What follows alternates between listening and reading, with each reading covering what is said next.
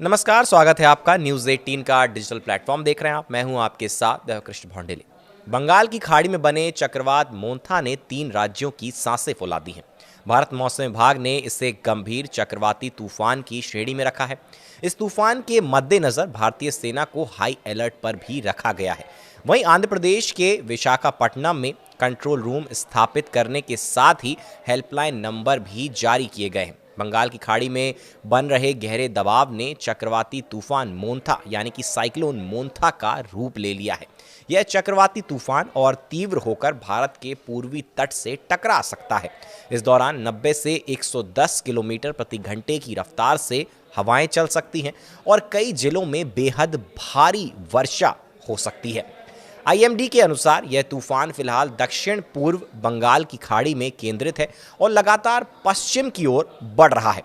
शनिवार को यह पोर्ट ब्लेयर से 460 किलोमीटर पश्चिम दक्षिण पश्चिम और चेन्नई से 950 किलोमीटर पूर्व दक्षिण पूर्व और काकीनाडा से 970 किलोमीटर दक्षिण पूर्व में स्थित था। मौसम विभाग का अनुमान है कि 28 अक्टूबर की शाम या रात को यह तूफान आंध्र प्रदेश के मछलीपट्टनम और कालिंगपट्टनम के बीच काकीनाडा के पास टकरा सकता है। चलिए अब आपको बताते हैं मोंथा का मतलब क्या होता है। थाईलैंड ने इस चक्रवाती तूफान का नाम मोंथा रखा है। थाई भाषा में इसका अर्थ सुगंधित या सुंदर फूल होता है। भारतीय मौसम विभाग आईएमडी ने इसे सीवियर साइक्लोनिक स्टॉर्म यानी गंभीर चक्रवाती तूफान की श्रेणी में रखा है। आईएमडी के वैज्ञानिक एस करुणासागर ने बताया कि 26 अक्टूबर से आंध्र तट के पास 45 से 55 किलोमीटर प्रति घंटे की हवाएं चलने लगेंगी और जो धीरे धीरे 90 से 110 किलोमीटर प्रति घंटा तक पहुंच सकती हैं। इसके असर को देखते हुए आंध्र प्रदेश, उड़ीसा और तमिलनाडु में प्रशासन ने हाई अलर्ट घोषित कर दिया है।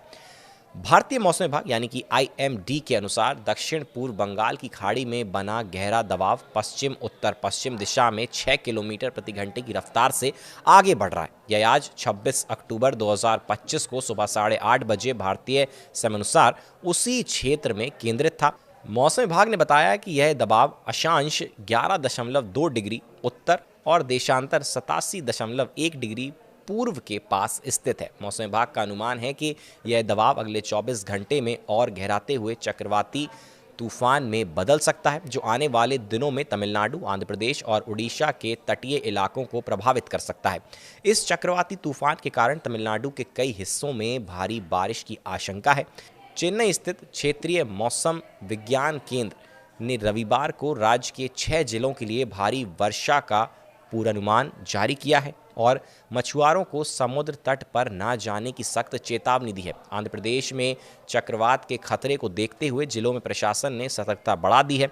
सभी जिलों में कंट्रोल रूम बनाए गए हैं और अधिकारियों और चौकसी बरतने के उनको निर्देश भी दिए गए। विशाखापट्टनम कलेक्ट्रेट में कंट्रोल रूम स्थापित किए गए जहां लोग चक्रवात से जुड़ी किसी भी समस्या के लिए मदद ले सकते हैं। इसके लिए हेल्पलाइन नंबर 089125900102 और 089125900100 जारी किए गए हैं। विशाखापट्टनम के कलेक्टर एम.एन. हरेंद्र प्रसाद ने कहा कि स्टाफ शिफ्ट के आधार पर 24 घंटे उपलब्ध रहेगा।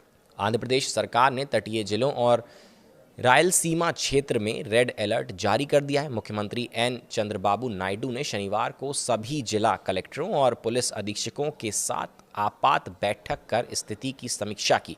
उन्होंने निर्देश दिया है कि आवश्यक सेवाओं में किसी भी तरह की रुकावट नहीं आनी चाहिए और ज़रूरत पड़ने पर स्कूल कॉलेजों में छुट्टियां घोषित की जाएं। उड़ीसा सरकार ने भी अपनी आपदा प्रबंधन प्रणाली को सक्रिय कर दिया है। राज्य के 16 जिलों पर तूफान का प्रभाव पड़ने की आशंका है।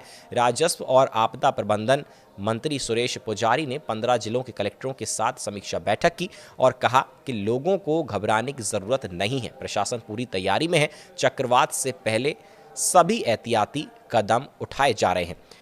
तो साइक्लोन मोंथा से निपटने के लिए जो राज्य हैं वो पहले से ही तैयारियां पूरी तरह से कर रहे हैं और आगे आने वाले समय में जो भी अपडेट्स रिलेटेड इस साइक्लोन से आएंगे वो तमाम बड़ी खबरें हम आप तक लेकर आते रहेंगे। फिलहाल के लिए हमारे साथ इस वीडियो में बने रहने के लिए आपका बहुत बहुत शुक्रिया, धन्यवाद।